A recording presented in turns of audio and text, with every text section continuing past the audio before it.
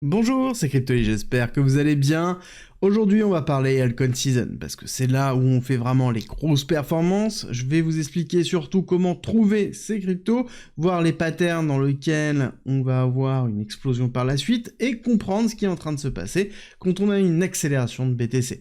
Alors, je pense que ça n'a échappé à personne que actuellement on est vraiment proche de l'Altcoin Season, avec un mois de novembre qui a affiché sur le Total 3, qui représente la totalité des cryptos, en dehors de Bitcoin et d'Ethereum, 60% de progression en un mois. Donc ce n'est pas encore totalement la fête, mais on n'en est vraiment pas loin. On n'a pas cassé la TH, mais encore une fois, on n'en est vraiment pas loin, avec des très très belles accélérations. Et si on regarde un petit peu plus loin, on a la Bitcoin Season, et la Alt Season, on se dirige doucement vers la Alt Season avec 67, on était à 61, on a avancé très vite, hein, si on regarde vraiment entre le 21 novembre et aujourd'hui, on a une accélération qui est liée aussi à Thanksgiving. On rappelle rapidement ce qu'est Thanksgiving, surtout aux USA, et pourquoi ça a un impact fort. Thanksgiving, c'est un moment de réunion de famille dans lequel on partage et surtout on remercie. Et c'est le moment où, historiquement, quand on l'a vu dans les différents cycles, où il y a des échanges sur « regarde, j'ai gagné de l'argent avec » des actions, avec des crypto-monnaies, et je peux vous assurer qu'avec certains altcoins, peut-être même des mêmes coins ou juste BTC Ethereum, on a gagné de l'argent. Et donc forcément, il y a ces discussions qui ont lieu, et donc un nombre de personnes qui rentrent sur le marché pour découvrir ce qu'est Bitcoin, ce qu'est les altcoins, et qu'est-ce qu'il faut acheter, comment il faut acheter, sous conseil d'un ami, et c'est quelque chose qu'on a déjà vu dans le cycle 2020-2021, et qu'on revoit maintenant. Donc oui, c'est le moment de se poser ces questions-là, c'est le moment de voir si oui ou non on a un effet Thanksgiving au cours. Je pense qu'on va très vite le voir et le constater, surtout sur la semaine qui arrive, c'est pour ça que c'est le moment opportun. D'ailleurs, moment opportun de vous rappeler que il faut s'inscrire pour la masterclass, c'est ce soir à 18h, donc 1er décembre à 18h, masterclass dans lequel je reviens sur l'état du marché, globalement, quelles sont mes pépites, comment je vais structurer les prochains mois et comment je vais profiter moi-même, quelle va être ma stratégie pour les altcoins. Vous allez tout voir, c'est ce soir à 18h, le lien en commentaire en description, si vous voulez vous inscrire, c'est 100% gratuit. On attaque tout de suite avec, on va parler de la dominance de Bitcoin, forcément, qui représente la force de Bitcoin par rapport à l'ensemble des crypto-monnaies. Et là, je pense qu'il est important d'expliquer juste une corrélation simple et très très simple entre la dominance de Bitcoin et les altcoins, dans lequel on a un raccourci trop rapidement fait, dans lequel on dit que la dominance baisse, à ce moment-là, les altcoins montent. C'est un petit peu plus complexe que ça. Oui, dans le principe, je suis d'accord avec vous, sauf qu'il y a un certain nombre de patterns qui rentrent autrement. Il faut, pour moi, juste comprendre le principe même. Pour qu'il y ait une alt season, ça veut dire qu'il faut qu'il y ait de la liquidité qui passe de Bitcoin vers les altcoins. Pour ça, il y a deux possibilités. Soit on a BTC qui monte, d'accord, donc une valorisation de Bitcoin, et une dominance qui baisse. Si on a un BTC qui monte, donc de la liquidité qui rentre dans le marché, la dominance qui baisse, ça veut dire que cette liquidité passe sur Bitcoin, puis va dans les altcoins, et donc on a une altcoin season. Ça, c'est le meilleur moment, d'accord? C'est là où ça se valorise le plus. Mais c'est pas ça qui dure le plus longtemps, d'accord? Ça, c'est vraiment des phases d'hyper-expansion que l'on voit assez rarement dans une période de bull run. Généralement, c'est 2-3 semaines maximum, dans lequel on a vraiment une phase d'hyper-accélération, et c'est ce que l'on va viser, clairement, dans le premier trimestre 2025, maximum deuxième trimestre 2025, en tout cas début du deuxième trimestre 2025. Il va falloir être rapide, et surtout avoir une bonne stratégie à mettre en place, parce que ça va vite, ça va très vite, et les émotions sont vraiment très fortes. Donc ça, c'est le premier scénario. Deuxième scénario qui est propice à la altcoin season, c'est lorsqu'on va avoir un BTC qui est flat, une valorisation de Bitcoin qui ne bouge pas, une dominance qui baisse, et dans lequel, après, on va avoir une valorisation pure des altcoins. D'accord? Donc c'est les deux choses que l'on va vraiment viser. C'est le plus important, vous n'avez qu'à retenir ça pour savoir si oui ou non on est dans une altcoin season. Là, actuellement, pour reprendre cet exemple, qu'est-ce que l'on a au niveau de BTC? BTC est en train de ranger, est en train d'essayer de faire quelque chose comme ça avec la barre des 100 000 $ qui se trouve là, d'accord? Les 100K, les 6 chiffres pour Bitcoin qui va attirer forcément beaucoup de monde, hein, on va en parler énormément à la télévision, je peux vous l'assurer, là on en est encore loin de la couverture médiatique que l'on aura quand on cassera les 100 000 $. Et là, monsieur et madame tout le monde va s'intéresser à Bitcoin, oui, va se dire « Ah, Bitcoin c'est cher, hein, 100 000 $, 110, 120, c'est vraiment très cher. Qu'est-ce qu'il y a d'autre ?» Bon, ils vont aller vers les altcoins, et c'est là où on a le piège habituel de la personne qui ne se renseigne pas et qui n'a pas de stratégie, qui réagit à l'émotion. Il va rentrer sur des choses qu'il ne comprend pas, avec une volatilité qu'il ne comprend pas non plus, et on va avoir une dominance qui va baisser de Bitcoin, avec des altcoins qui vont vraiment pousser, d'accord? Donc ça, c'est ce qui nous attend. C'est pas encore ce que l'on voit totalement, on le voit un tout petit peu, on est dans le scénario comme je vous l'ai expliqué, celui-là, Bitcoin qui range, qui consolide en dessous des 100 000, dominance qui baisse, liquidité qui se déverse ou dans les altcoins, donc des accélérations d'altcoins, ce n'est pas encore la altcoin season, on se dirige vers la altcoin season, et c'est là où c'est important de comprendre. C'est pas une notion de prix qui est important, c'est où on en est dans le graphique. Parce qu'il y a une autre notion qu'il faut impérativement maîtriser, c'est la notion de price discovery. C'est quoi? C'est la notion de découverte de prix.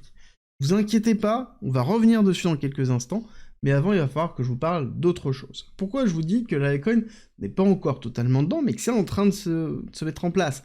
Pour moi, et d'ordre général, on a toujours Ethereum qui accélère, avec justement le début de la alt season. Et on le voit aussi par un intérêt qui se fait autour d'Ethereum au niveau des institutionnels.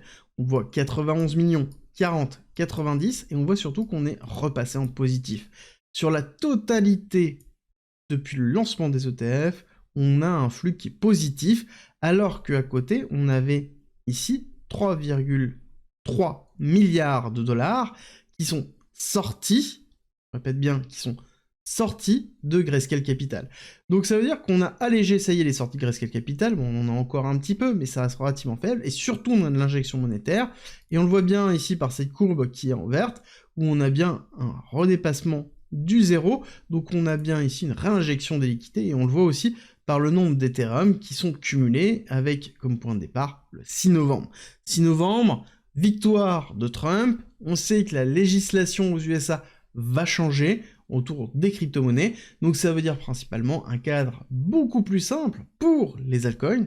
Bitcoin, lui, il s'en fout, il est considéré comme étant une commodities, donc il n'a pas de cadre réglementaire trop compliqué. Par contre, c'est pas le cas d'Ethereum, et c'est pas le cas de l'ensemble des altcoins, donc le marché est en train de pricer ça, et c'est aussi ce qu'on est en train de voir sur ce début d'altcoin season, et même, on pourrait le dire, sur cette fin d'année, pour pricer l'arrivée de Trump au pouvoir, et les 100 premiers jours, les 3 premiers mois, vraiment, de son mandat, dans lequel on va avoir des actions fortes, en tout cas c'est ce que le marché attend. Ethereum versus Bitcoin, qui représente Ethereum contre Bitcoin, est en train de réagir à la hausse, ce qui est positif. Ethereum se trouve dans une position aussi très positive, alors là je suis en logarithmique, hein, c'est tout à fait normal, mais ce qui va être intéressant de noter, ça va être la rupture qu'on est en train d'avoir ici, des niveaux clés, j'en avais déjà parlé, et c'est en train d'arriver à partir du moment où on cassera toute cette zone-là, on va arriver très très vite dans le top, et ensuite, c'est de la price discovery. Et justement, je vais vous expliquer l'importance de ça. Price discovery, ça veut dire la découverte de prix. Pourquoi c'est important? Parce que la découverte de prix, c'est là où on a les phases d'expansion les plus puissantes du marché, surtout pour un altcoin. Quand on rentre dans une phase de découverte de prix, il n'y a pas de résistance, il n'y a pas de volume existant, il n'y a pas de référentiel. Donc ça veut dire que les volumes et la cupidité, et justement cet aspect purement spéculatif, prend le pas sur tout, notamment quand on est dans une altcoin season, notamment quand on est dans une phase où on a un BTC qui monte et une dominance qui diminue. Et vous vous souvenez de ce que j'ai dit juste avant, vous comprenez vraiment ce que l'on attend.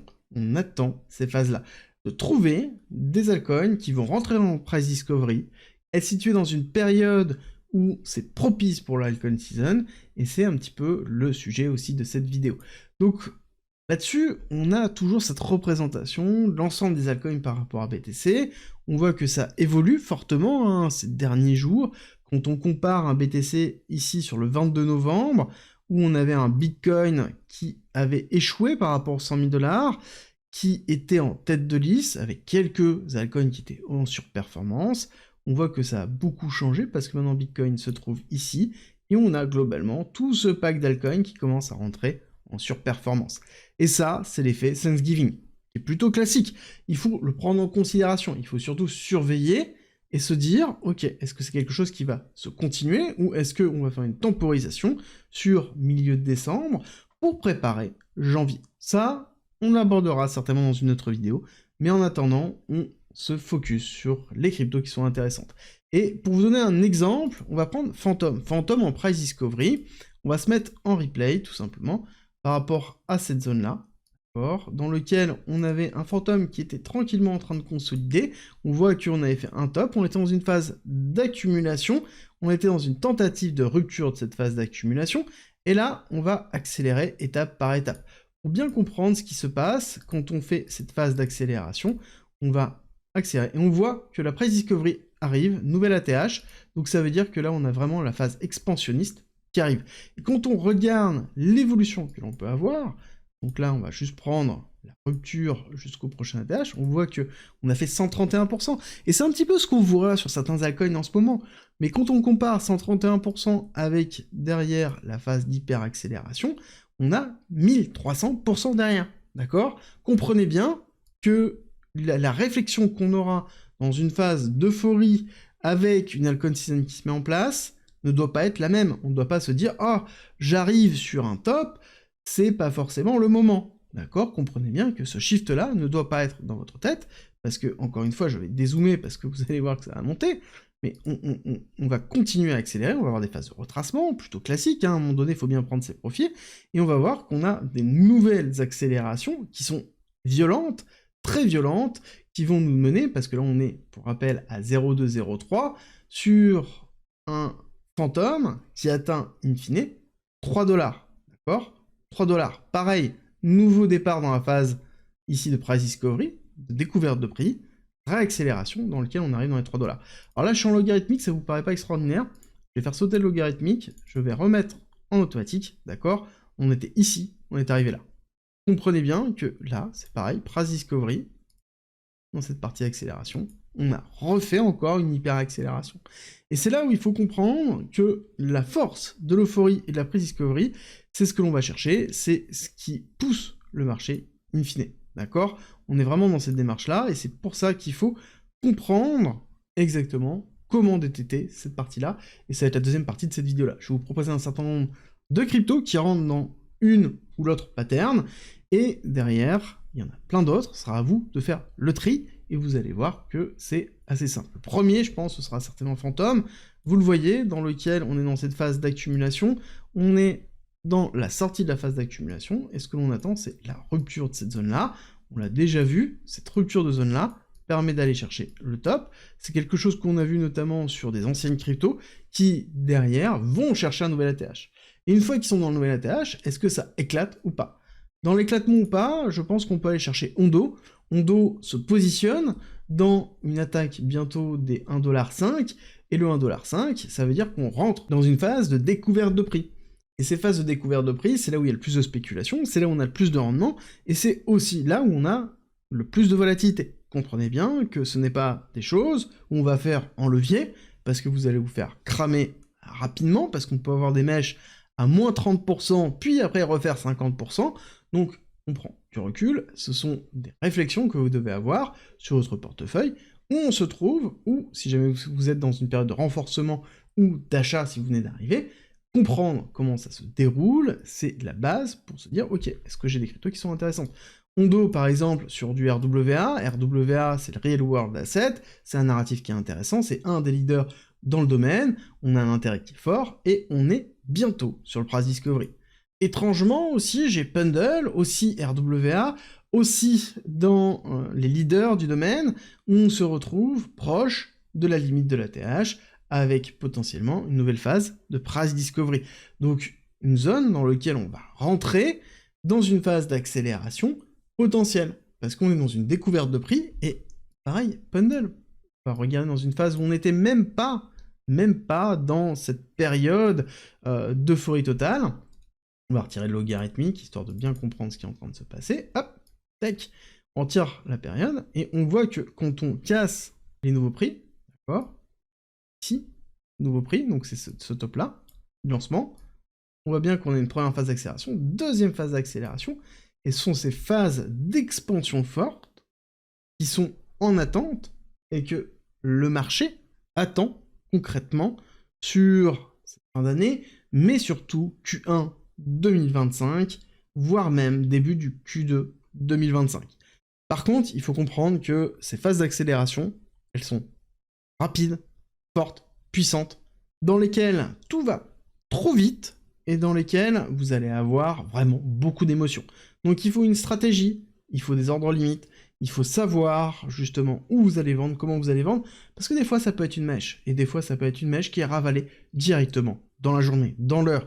Vous n'avez peut-être pas le moment de pouvoir vendre, il faut le prendre en considération. Le choix des cryptos acheter, c'est bien, mais à un moment donné, il faut comprendre que là, tout ce que vous allez acheter, dans cette phase d'euphorie, va éclater à la hausse. C'est super, c'est magnifique. Mais si vous ne vendez pas, si vous ne prenez pas des profits, bah vous restez tout simplement en démo. Gardez-le bien en tête, et on continue un petit peu plus. On va parler de NIR. NIR qui me fait penser un petit peu à tous ces anciens altcoins, aussi pareil, narratif intelligence artificielle, qui est vraiment en train de renforcer ce narratif-là. À l'origine, c'était une layer 1 qui se dirige vraiment sur l'IA. Et quand on regarde le graphique, on va retrouver vraiment cette phase de retracement, la rupture ici de l'accumulation, phase de rupture d'accumulation, on se prépare à aller chercher la deuxième accumulation pour aller casser à la hausse, ça c'est un break-off structure, et donc on ira chercher cette partie haute. Cette partie haute donnera après une autre phase d'accélération qui sera beaucoup plus puissante, parce que là on a encore de la marge, et on rentrera dans une découverte de prix sur NIR Protocol, pareil avec une phase d'expansion qui peut être assez agressive. Comprenez bien que cette phase de découverte de prix elle est essentielle. Est-ce que toutes les cryptos y arriveront? Non. Ça, c'est important de le préciser, pas toutes, d'où le raisonnement qui se fait sur est-ce que cette crypto peut y arriver ou pas, et à quel point elle peut y arriver. Est-ce qu'il y a un intérêt à rentrer dedans? Est-ce qu'elle a une dose de spéculation suffisamment forte pour pouvoir donner cette phase d'accélération, pour avoir ces bougies magiques vertes très puissantes, caractéristiques d'une altitude très forte? Et on va terminer par AVAX. AVAX, forcément la crypto d'Avalanche, dans lequel on a un top qui est assez haut, mais on se retrouve aussi pareil dans cette pattern-là, ici de rupture d'accumulation, où on a un top qui se trouve ici, où ce que l'on va attendre, c'est la rupture de ce top-là pour aller chercher la TH, et ensuite rentrer dans un price discovery. Attention, je ne vous dis pas d'acheter ces cryptos, je vous explique simplement la typologie de pattern qu'il va falloir chercher. Oui, ce sont des projets solides, oui, en l'occurrence, on peut faire de grosses performances dessus, mais encore une fois, personne n'a de boule de cristal, c'est pour ça qu'il faut vraiment avoir une stratégie, et comprendre ce que l'on achète, pourquoi on l'achète, et dans quelle zone on va les vendre. Parce que je vous rappellerai simplement que la majorité des personnes qui ont fait des cycles précédents, et qui sont ici, les remords qu'ils ont, c'est de ne pas avoir vendu assez. D'accord? C'est vraiment le point le plus important et qui revient systématiquement. Donc, ne vous faites pas avoir si c'est votre premier cycle, ne vous faites pas ravoir si c'est votre second cycle, parce que j'en ai déjà vu des personnes comme ça. Donc, comprenez bien que vous devez avoir une stratégie, structurez-vous. La altcoin season arrive. Ce qui arrive avec, c'est aussi beaucoup de bruit de marché, beaucoup de personnes qui vont faire des x1000, x100, etc. et qui vous cacheront la vérité derrière. Donc protégez-vous, concentrez-vous sur votre patrimoine, sur votre réussite, sur le fait de vous protéger grâce à ce momentum des crypto-monnaies, grâce à ce momentum des altcoins, parce que personne ne le fera pour vous. Et si ça vous intéresse de connaître ma stratégie, ma vision plus en amont, exactement, quels sont les cryptos que je surveille en ce moment, bah c'est simple, c'est ce soir à 18 h. Pour vous inscrire, c'est en commentaire en description. Et on se retrouve du coup ce soir pour fêter en même temps les 3 ans de la chaîne, 4000 vidéos, je pense que ça se fête, et on le fera ensemble dans un live, dans une masterclass de plus d'1 h 30, et je vous dis donc à ce soir.